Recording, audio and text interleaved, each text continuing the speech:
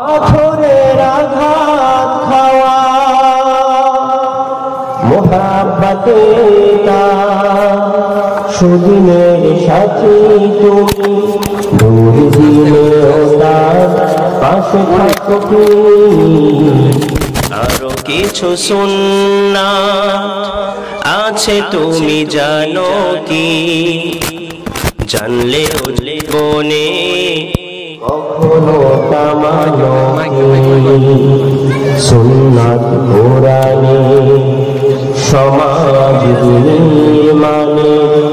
বৈরী সকল পথ মানিয়ে চলা সুন্নাত দাওয়াতে দিনের পাশাপাশি ইসলাম রক্ষায় হাতে তলোয়ার তোলা সুন্নাত শুধু নয় নামনীয় আলাপন সুন্নাত প্রয়োজনে হুঙ্কার গর্জন ঠিক না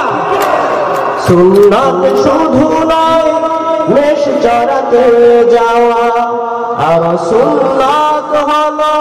রাষ্ট্রনায়ক হওয়া মোহাব্বতে খালিদ মোরানি আবু বকরের মতো পাশে থাকো কি আরো কিছু সুন্নাত আছে তুমি জানো কি জানলে জীবনে কখনো কামানো কি